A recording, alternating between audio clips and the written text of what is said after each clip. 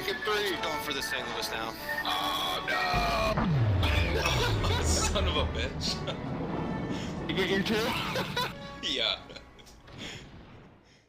Welcome back to the channel, everyone. Thotgor here, of course, and today we are going to take a look at 2 replays.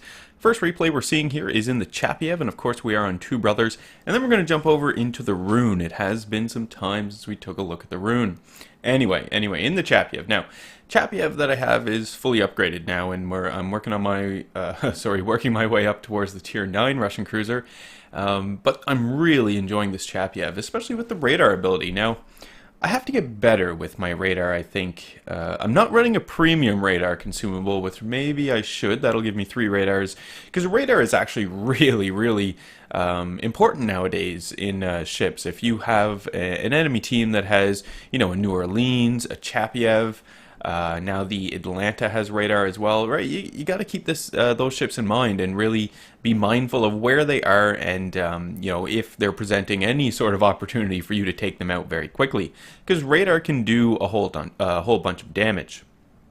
Now on Two Brothers, I am going to be going over here to the east. I started on the east and I figured, yeah, I'll probably end up going over here anyway. Usually what happens on this map, as I'm sure we all know, is that the majority of the fighting does tend to take place on the west side. This is typically what will happen. And then, on the east, what I'm hoping to do is just provide some sort of defense, assuming the enemies actually push over on the west. That's going to be my plan. And the Chapiev is pretty well suited for defensive maneuvers. The reason for this is the high chance of fire and the high fire rate and the range on the Chapiev as well. So it makes it a little easier to play the defense. Now the biggest issue though with the Chapiev, of course, is that the lack of armor. So, it does have more armor than what you would have expected or what you would be used to on the Budyani and the shores.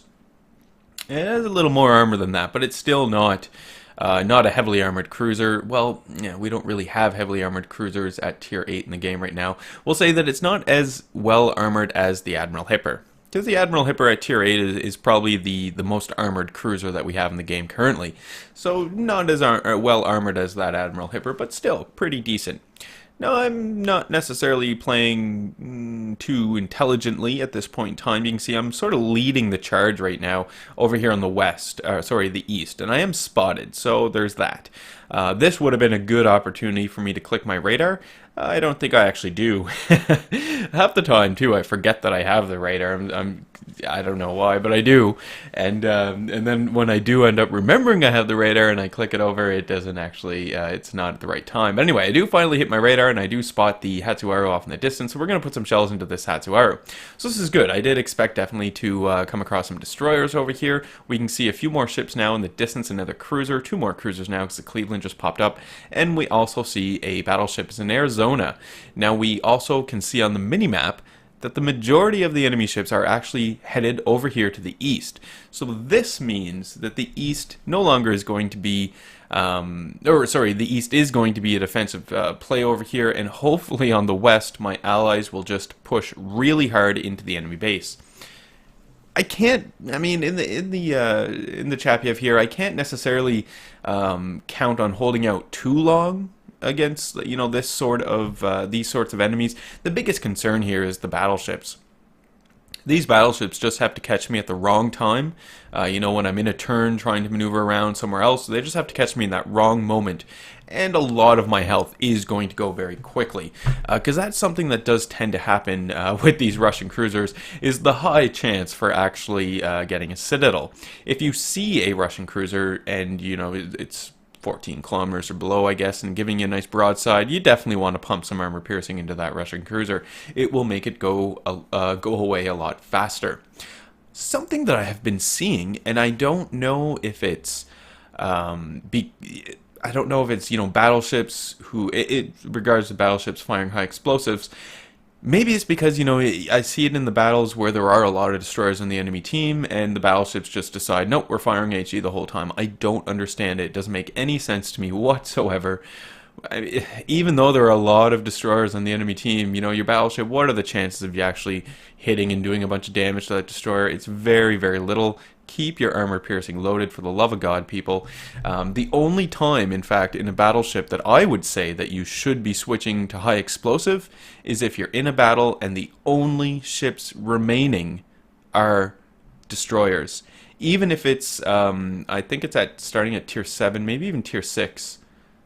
It could be all of them, I don't know. Even aircraft carriers, if you fire armor piercing at the aircraft carriers and you do citadel damage, you will do a whole crap ton more damage than you would with fires. Now, aircraft carriers are, you know, different breed, obviously. If you're in a cruiser, you'd ideally want to set them on fire before switching over to your armor piercing, because you're going to prevent the aircraft carrier from landing or launching more planes. But anyway, that's my rant about battleships and their shooting high explosive.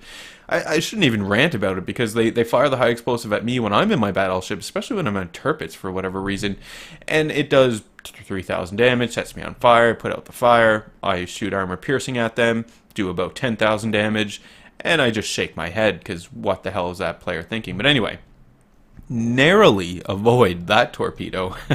We still do have the Arizona here, over here on this side, that I am still going to continue to put shots into. I mean, the Arizona right now is the only ship that I see that I have, you know, good shots on, so that's what I'm going to be pumping out my shots into. We do still have the destroyer over here, though, obviously, so I need to keep this player in mind. And as soon as the destroyer pops up, obviously I want to switch over to that player again. There's the destroyer behind the mountain, though. Not going to be able to get him this time, but I might be able to sneak up, get a little closer to this destroyer, which is always dangerous in a cruiser, but get closer to the destroyer and potentially take down that destroyer before the player can launch torpedoes at me. This is what I'm hoping anyway. Over on the west side of the map, we can see that my allies are still fighting it out over there. They're not pushing as hard as I would like them to, but still, they're alive. Things are happening. We've only lost one battleship so far, so yeah, it's looking good. Looking good. Over here on the east, I still have all of my health, surprisingly, so this is decent. We're continuing to put in a lot of damage into this Arizona, which is fantastic. We see the enemy destroyer pop up once again, so I'm immediately going to switch over and start firing at this enemy destroyer, trying to do whatever possible damage I can to the player to get the player gone.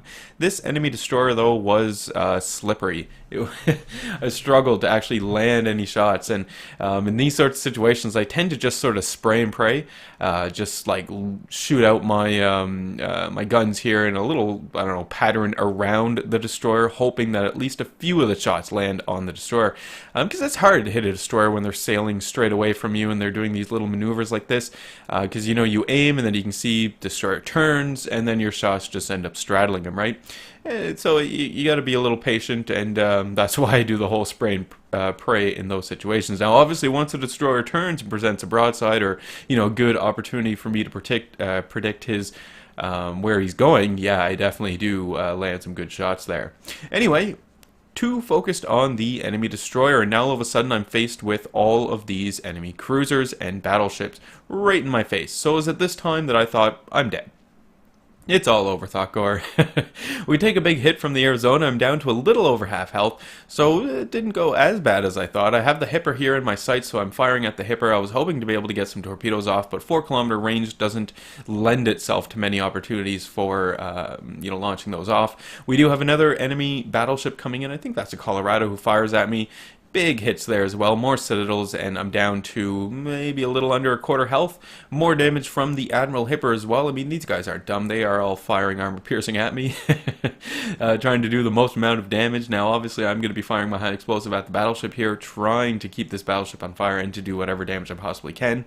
The Admiral Hipper, though, strangely enough, is, now that I notice it, is actually firing high explosive at me, which is weird. Again, we talked about the Admiral Hipper. You do definitely want to be firing your armor piercing more often than not when you are in your Admiral Hipper. Yeah, I mean, this is something that people complain about a lot with the Admiral Hipper. They say it's not a good cruiser because the HE damage is so crap. Those people obviously are incredibly wrong. Yes, the HE damage is crap. Yeah, I'm not arguing that. But the armor piercing damage is spectacular. Just because you can't set fires with, or can't set as many fires with the Admiral Hipper, shouldn't mean that you discount it entirely. It is an amazing cruiser. Anyway, we almost have the enemy battleship there off in the distance. We almost have this player gone.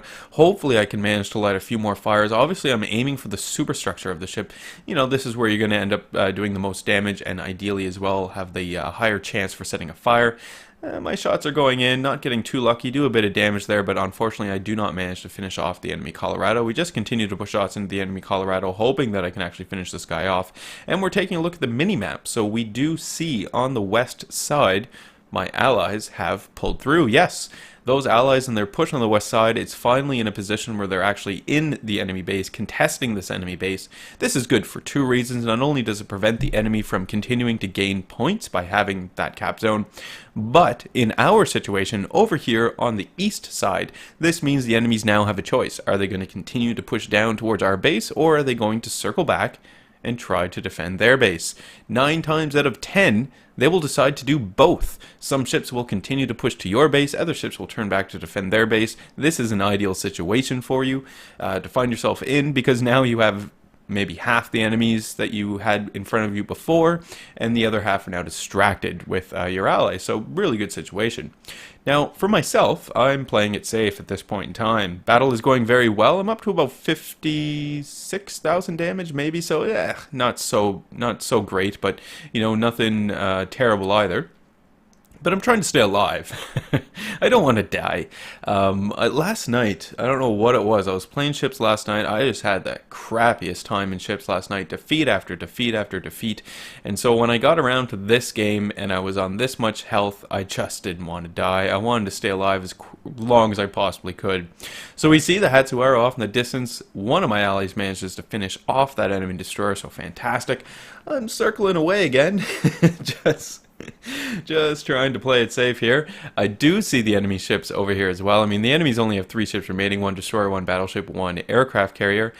So my biggest concern is obviously the enemy battleship. So if I can keep the landmass on my port side, if I can keep this between myself and the enemy battleship, I should be able to get in a few shots here to this destroyer, and hopefully the destroyer won't return fire, because frankly, with the amount of hit points I have remaining, about 700, one shot from a destroyer might actually finish me off. So we need to be concerned about that. Anyway, my allies, though, once again pull through. Enemy destroyer is gone. Enemy battleship is gone. We only have the enemy aircraft carrier remaining. Fantastic. Another victory. So this is not too bad. And it was surprising. I mean, you can see from the replay, right, I didn't play a pivotal role in the game, but that's fine. It was the team that definitely pulled it through here. And it's always refreshing to see coordinated, or, well, not coordinated, but successful teamwork, we'll say, in random battles. It doesn't happen often, but it definitely does exist. And you get battles like these. I mean, not the best battle, but still, victory. So I did manage to get a kill, 56,000 damage. Yeah. 220,000 credits though, which isn't too bad. 3,800 experience as well. So, you know, all the experience I'm getting on the Chapiev now is obviously going towards the Tier 9 cruiser. And I will be getting that, well, I'm working towards it now, so it might be a little while, but we'll get it soon enough. The next ship, actually, that I'm probably going to end up purchasing is the Hiryu. I'm about 25,000 experience away from the Hiryu, so I'll probably purchase that aircraft carrier, and then we'll get ourselves the Tier 9 Russian cruiser. So moving into the next battle, you can see we're on Islands of Ice, and we are in the Rune. God, this Rune is amazing. This is another battle, though, where it does come down to the team, right? It's really much a team effort here as to what's going on. But I still love this Rune. This ship, Tier 9, amazing. Just amazing. Same thing with the Hipper and the Hindenburg. When you are in these German cruisers, you should be firing your high explosive. Unless you're firing at a destroyer, you should be firing you should be firing your armor piercing. God, Thotgor. Fire your armor piercing at everything, for the love of God. Unless, obviously, as a destroyer, switch over to your high explosive. And that's something that I struggle with myself personally, is just keeping the armor piercing in the barrels. Even though I have a destroyer in front of me, I'm still thinking ahead. I'm thinking, well, once this destroyer is gone, I'm going to have another cruiser, so I may as well just keep the armor piercing in the barrel. Yeah, I mean, you can still do some pretty decent damage, especially against the Russian destroyers. The Russian destroyers seem to be particularly susceptible to armor piercing. Anyway, Islands of Ice in the Rune. So, the way the team composition was here, and what was discussed in chat, it did look like we were going to be going A and B. So A being the northern point, obviously. So it did look like we were going to be going A and B, so fantastic. This isn't too bad. I mean, I'm going to get myself into a position here that's kind of in the middle of A and B, and that's where I'm going to try and stay for these opening minutes here to see what happens, right? I want to see where the enemy is. And this is something that actually, yeah, I guess it's kind of annoying, is when, at the beginning of the battle, the plan, it's always, what's the plan? Where are we going? Well, I don't know where I'm going. Obviously, I can look at the map and I can see where we spawned and what points we should be taking. But at the end of the day, I have no idea where I'm going to be end up going here until I see the enemy. I want to know where they're going, and then ideally, I want to put myself into a situation where the enemy is at a disadvantage, and now they have to react to me instead of me reacting to them. That's the ultimate goal here for me, anyway. So I never know where I'm going at the beginning. I mean, in this battle, it just so happened that, yeah, I'm heading up here towards A. I have some ships with me. We have the aircraft carrier supporting me. I have a cruiser, I think it's a cruiser, off to the starboard bow. And I have a battleship that is off the starboard stern, who is attempting to come up here at A. Now, my strategy, and we talked about it before as well, when you're in your cruisers in these opening stages, ideally you do not want to be the first one in the cap to take it. We can see in this situation here, I have two enemy destroyers in front of me. Obviously, I'm spotted by planes, but even if the planes weren't there, it'd be hard spotted by the destroyers. We saw some battleships off in the distance as well, so we need to keep those players in mind. But more importantly, I was looking at the minimap and taking a look at the enemy ships that are down south. Yeah, it looks like there are a few enemy battleships heading down to the south. So maybe we might be able to get in here and take this point. Now, I'm coming under heavy attack here from the enemy aircraft carrier, but it did a bit of damage, not too bad. I'm able to repair this and stop the fire, so that's decent. We have some more torpedo bombers on the way in, so we need to keep an eye out for these guys. We can see the enemy aircraft carrier and some of the cruisers now. It's just too hot. I thought that maybe, yeah, I could maybe get into this point, contest it a little, maybe scare away the destroyers. No, that is not in the cards today. With all of these enemy ships in the background, I don't want to get in there and end up dying. I was actually quite surprised to see my ally Rune go in there. My other allied cruiser. It doesn't work out very well for that player. Luckily for us, though, I mean, we do keep the pressure on the point, right? We took the B point, the middle point, which is important because now I can really focus all of my efforts on A. Down there at C, the southernmost point, my team has completely abandoned this point, which is for the best. It's a whole lot easier to focus 2 points than it is 3 points. So, we're splitting up the team even less. So we're going to continue and harass this A point to try and get a cap. So we see the enemy destroyer. You can, I do have armor piercing in the barrel, so I'm going to launch that off, and I keep my armor piercing in as well. There were enemy cruisers in the background. It was like, maybe I'll keep it in, maybe I won't. Who knows? The rune that we had go into the point right away, we can see that player is still alive, but that player did pay for the maneuver with about a quarter of his hit points. So that is exactly what I was trying to avoid. Now, though, we're in an excellent situation. We've got lots of backup. We are chasing down these enemy destroyers. I think one of the enemy destroyers is dead now anyway. So we're in a perfect position to actually get into the point and start capping it. And you can see that my team is all over this, right? I'm not even in the point yet, into the A point yet, and there we go. Allies capped it. So team was all over that one, which is fantastic. Now, what we need to do and what we need to keep in mind is it's still a domination, right? Even though we see the enemies off in the distance, way over here in the corner, we don't necessarily have to chase these guys down. It would be much more ideal if, we do exactly what I'm doing at this time. Turning to the south, getting into a position where I can defend both points. Both points, very important. Now, my team doesn't, go off into the distance and attack enemy ships that are way out there, but I'm mentioning it because I see it so often. The other day, actually, I saw a battle. It was two Tirpitz. We were on fault line, we were on Northern Lights, and way down in the southeast corner, J10, that little square, that's where those two Tirpitz were, and that's where they were duking it out. What the hell were they thinking? I have no idea, but, in those situations, just let let those enemies continue to make their mistake.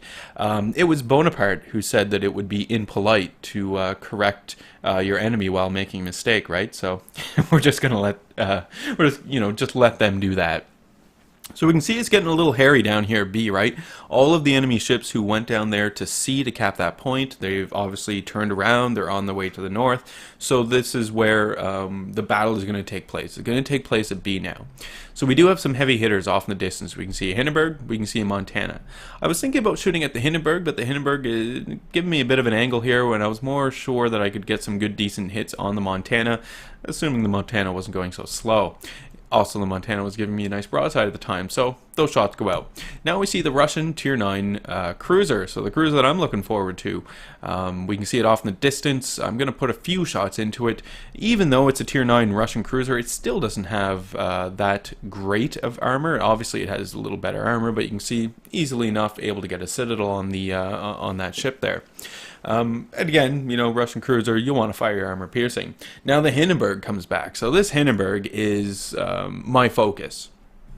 This guy is a huge threat.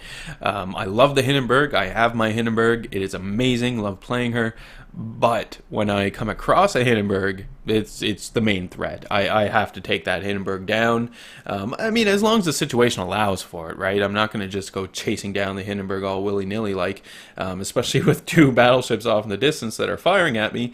But I do want to, get the Hindenburg gone as quick as I can. So the Hindenburg is moving away. I'm not going to get any clean shots of the Hindenburg, so it looks like we're going to switch over to the Tier 9 Russian cruiser and put a few more shots into that player. Maybe get a few more citadels. That would be great. We do end up getting one ricochet, so not so great. Now we do see another enemy cruiser. This is an Admiral Hipper, I believe, coming into play here, so we're going to get some shots into this guy. The Admiral Hipper is almost dead, so it's not going to take too much to actually take that player down. And in the meantime, you can see my team is kind of regrouping right now. Like, we are all sort of engaging those enemies that are at B, but we're regrouping, and I like seeing this. What I don't like seeing is when, a situation like this happens and people just all rush into that B point as quick as they possibly can. And they're not thinking about things, right? If we look at the points, we're still leading in points. If we look at how many enemy ships are remaining, right? We have more ships than they do. So we can afford the time to actually get into a good position, regroup ourselves, and then to start raining down destruction into the B point to kick these guys out. So we have the time to play with, and it's something, it speaks back to situational awareness. Not only is it important to note, where your ship is, the enemy ship, and your ally ships, and what's going on in the battle, but it's also important to note, take a look at the overall picture. How many caps do you have? How many points do you have? What is the difference between those points? Where are your allies? Can you group up with any allies to make a more, a better push into that last point that you need? So really nice to see that we're not just going in all half-cocked and just getting obliterated one by one. Excellent. I'm going to continue to make my way towards the south. I'm going to fire in on enemy ships that I can, but my plan here is to circle in behind the enemies and hopefully get some sneaky shots in from the rear. The idea here is that the enemy guns will not be pointed at me. Instead, they'll be pointed at my allies who are in the north. Because again, I'm trying to make sure that the enemies aren't focusing me down. I do have a bit of hit points remaining, so that's good, but I don't have a whole lot remaining, right? I can't take that much more damage, so we need to keep this in mind. So we see the Hindenburg coming into play once again, hoping to be able to get a few more sneaky shots off into this Hindenburg. There we go. The Hindenburg is really close, so this should be a pretty decent salvo, assuming, it lands well enough. And yeah, not too bad. 4,800 damage. Definitely able to get more. Now, it was a little unfortunate that those torpedoes came in just because it meant that the Hindenburg had to turn and that my salvo went in and only did about 500 damage from overpens, but still, whatever. We got a last few salvos going in, do a bit more damage there. One of my allies finishes off the Hindenburg. Hindenburg is gone. We don't have to worry about it. Fantastic. So the other, big threats here that we have remaining on the enemy team, it is still that Tier 9 Russian cruiser.